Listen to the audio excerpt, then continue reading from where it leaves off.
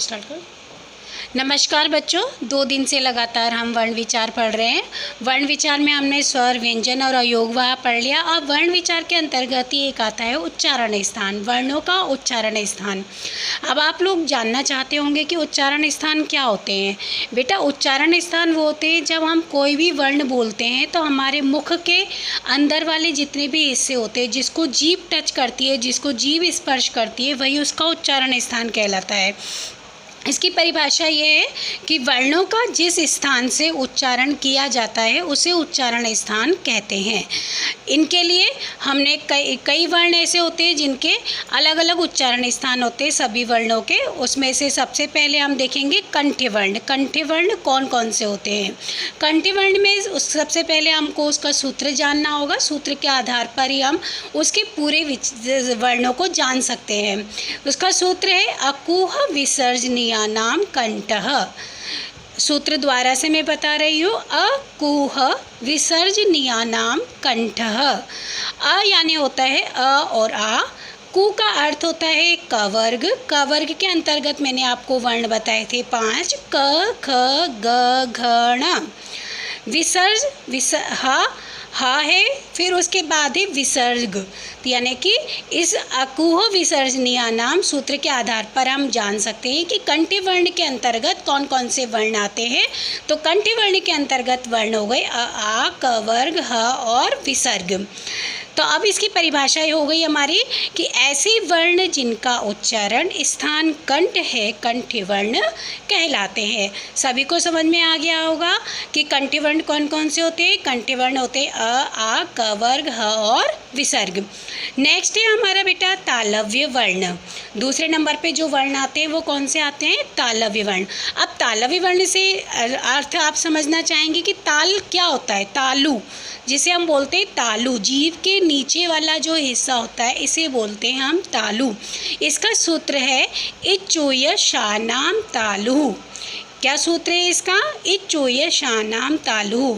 इसे सूत्र से के ही आधार पर हम पहचान सकते हैं कि इसमें कौन कौन से वर्ण होंगे। ई के स्थान ई लिखा हुआ है यहाँ पर, तो इसमें आ गया छोटी ई और बड़ी ई। चो लिखा हुआ है तो यहाँ पर आ गया आपका च वर्ग। च वर्ग में आते हैं च, छ, ज, झ, य और श, य और श। ये चारों वर्ण, ई आ गया, च वर्ग आ गया, य और श, ये सभी वर्ण जो होते हैं वो तालव्य वर्ण के अंतर्गत आते हैं। अब इसकी परिभाषा हो गई, ऐसे वर्ण जिनका उच्चारण स्थान तालु है तालव्य वर्ण कहलाते हैं। तो हम फिर से एक बार दोहराएंगे कि तालव्य वर्ण कौन कौन से हो गए। तालव्य वर्ण हो गए ई, च वर्ग, य और श। तीसरे नंबर पे बेटा आता है मूर्धन्य वर्ण। अब मूर्धन्य यानी कि मूर्धा। मूर्धा स्थान क्या होता है हमारे मुख के अंतर्गत, हमारी जीभ के ऊपर वाला जो तलवा होता है। हमारा मुख होता है, मुख के ऊपर वाला जो तलवा होता है यानी कि जीभ के ऊपर वाला जो हिस्सा होता है उसे बोलते हैं मूर्धा। मूर्धा के अंतर्गत कौन कौन से वर्ण आते हैं जो मूर्धा को टच, यानी जीभ हमारे ऊपर वाले हिस्से को टच करती है, स्पर्श करती है, तो उसमें कौन कौन से वर्ण आते हैं ये हम सूत्र के आधार पर समझेंगे। जैसे सूत्र लिखा हुआ है आपका रि टू र शाणा मूर्धा। क्या लिखा हुआ है, रि टू र शाणा मूर्धा। री से हो गया आपका री, टू से हो गया आपका ट वर्ग, ट, ठ, ड, ढ, ण, र और श। ये सभी वर्ण री, ट वर्ग, र और श, ये सभी वर्ण मूर्धा के अंतर्गत आते हैं। मूर्धा यानी जीभ हमारे ऊपर वाले हिस्से को टच करती है तो उनसे ये बोले जाते हैं। तो ऐसे वर्ण जिनका उच्चारण स्थान मूर्धा है मूर्धन्य वर्ण कहलाते हैं। इसके बाद चौथे नंबर पे हमारा आता है दंत्य वर्ण। कौन से वर्ण होते हैं, दंत्य वर्ण। दंत माने क्या होता है, दांत। जीभ हमारे दांतों को टच करती है। जिन वर्णों को बोलते समय जो जीभ होती है वो हमारे दांतों को टच करती है उन्हें बोलते हैं हम दंत्य वर्ण। इसका सूत्र है आपका लृतु सानाम दंतः। क्या सूत्र है इसका, लृतु सानाम दंतः। लिरी से हो गया लिरी, तो से त वर्ग के अंतर्गत आते हैं आपके त, थ, द, ध, न, स, ल और स। ये सारे वर्ण जो होते हैं ये सब दंत्य वर्ण के अंतर्गत आते हैं। तो ऐसे वर्ण जिनका उच्चारण करते समय जीभ का अग्रभाग दंत का स्पर्श करता है दंत्य वर्ण कहलाते हैं। आगे सभी को समझ में कि दंत्य वर्ण कौन होते हैं? जिन वर्णों को बोलते समय हमारे जीभ का आगे वाला हिस्सा दांतों को टच करता है वो दंत्य वर्ण कहलाते हैं। ओष्ठ्य वर्ण, ओष्ठ्य वर्ण का ओष्ठ माने क्या होता है बेटा? होठ। होठ यानी कि जिन वर्णों को बोलते समय जो हमारे होठ होते हैं वो आपस में टच करते हैं, आपस में स्पर्श करते हैं, उन्हें बोलते हैं ओष्ठ्य वर्ण। इसका सूत्र है उपपदमानियाम। उपपदमानियाम इसका सूत्र है। उ से हो गया हमारा छोटा उ बड़ा उ, पू से हो गया हमारा प वर्ग, और पदमानियाम उपपदमानियाम से हो गया हमारा प और फ। तो ऐसे वर्ण जिनका उच्चारण करते समय ओष्ठ मिलते हैं ओष्ठ्य वर्ण कहलाते हैं। तो ओष्ठ्य वर्ण कौन कौन से हो गए? छोटा ऊ बड़ा ऊ प वर्ग प और फ, ये सभी हमारे हो गए ओष्ठ्य वर्ण। नेक्स्ट है हमारा नासिक्य वर्ण। नासिक्य का मीन्स होता है बेटा, नासिक्य का मतलब होता है नाक, यानी कि जिन वर्णों को बोलते समय हमारे नाक से ध्वनि निकलती है या हमारे नाक में झंझनाहट सी होती है उन वर्णों को हम नासिक्य वर्ण कहते हैं।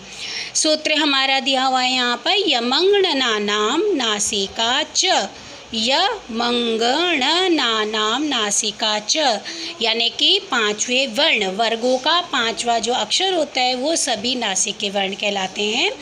तो ये जो य है ये च वर्ग का है, म है ये आपका प वर्ग का है, ड़ आपका क वर्ग का है, ण आपका ट वर्ग का है, न आपका त वर्ग का है। तो ये सभी जो है वो पांचों वर्गों के लास्ट वाले अक्षर हैं, यानी कि पंचम वर्ण है, तो ये नासिका से बोले जाते हैं। तो ऐसे वर्ण जिनका उच्चारण करते समय मुख तथा नासिका दोनों का प्रयोग होता है नासिक्य वर्ण कहलाते हैं। इन्हें हम पंचम वर्ण भी कहते हैं। इसके बाद आते हैं बेटा कुछ वर्ण ऐसे होते हैं जो कंठ और तालु से, दंत और ओष्ठ से, दोनों से ही मिलकर के बोले जाते हैं। तो उससे आगे वाला जो वर्ण है हमारा, आगे वाला जो टॉपिक है वो है हमारा कंठ तालव्य वर्ण। सूत्र है इसका ए दय तो कंठ तालु। क्या सूत्र है इसका? ए दय तो कंठ तालु, यानी कि ए छोटी ए और बड़ी ए दोनों ही कंठ तालु वर्ण हैं। तो ऐसे वर्ण जिनका उच्चारण करते समय कंठ व तालु दोनों का प्रयोग होता है कंठ तालव्य वर्ण कहलाते हैं। इनके अंतर्गत छोटी ए बड़ी ए वर्ण आते हैं। जैसे अ और ई मिलकर के ए बनता है तो अ हो गया आपका कंठ वर्ण, ई हो गया आपका तालु वर्ण। अ और बड़ी ई मिलके बनता है बड़ी ए, तो अ हो गया कंठ वर्ण और ई हो गया आपका तालु वर्ण। तो इस तरह से क्या हो गया? ए और आई हो गया कंठ तालव्य वर्ण। नेक्स्ट है हमारा कंठोष्ठ्य वर्ण। कंठोष्ठ्य वर्ण का सूत्र है ओ दो तो कंठोष्ठम, यानी ओ और औ दोनों वर्ण कंठोष्ठम है, और ऊ मिलके ओ बनता है तो अ वर्ण हो गया हमारा कंठ का और ऊ वर्ण हो गया हमारा ओष्ठ का। तो इस तरह से कंठोष्ठ ओ वर्ण हो गया और ओ। तो ऐसे वर्ण जिनका उच्चारण करते समय कंठ और ओष्ठ दोनों का प्रयोग होता है कंठोष्ठ्य वर्ण कहलाते हैं। इसके अंतर्गत ओ और औ वर्ण आते हैं। आ ऊ मिलके हो गया ओ, अ और ऊ मिलके हो गया औ। सबसे लास्ट में हमारा है दंत्योष्ठ्य वर्ण। दंत्योष्ठ्य वर्ण का सूत्र है वकारस्य दंतोष्ठम, यानी कि जो व वर्ण है वो दंतोष्ठम है। इस व वर्ण को बोलते समय दांत और होठ दोनों का प्रयोग होता है। तो जिस वर्ण के उच्चारण में दंत के साथ साथ ओष्ठ का प्रयोग होता है उसे दंत्योष्ठ्य वर्ण कहते हैं। जैसे कि व, ये हमारे हो गए बेटा पूरे उच्चारण स्थान। उच्चारण स्थान मैंने आपको अच्छे से समझा दिया है। अगर आपको इसको नोट्स चाहिए, इसके आपको लिखने के लिए अगर आपको चाहिए तो आपके यूट्यूब पे मिल जाएंगे। और ये आपको उच्चारण स्थान कैसे लिखने हैं ये मैंने नोट में डाला हुआ है कि उच्चारण स्थान सूत्र सहित उच्चारण स्थान आपको कॉपी में लिखे व याद करने हैं। कॉपी में आपको क्या लिखना है, उच्चारण स्थान का नाम लिखना है, उसका सूत्र लिखना है, सूत्र के बाद उसमें कौन कौन से वर्ण आते हैं सिर्फ आप इतना ही लिख लीजिए और इन्हें याद कर लीजिए, यही आपके लिए काफ़ी है। धन्यवाद बेटा।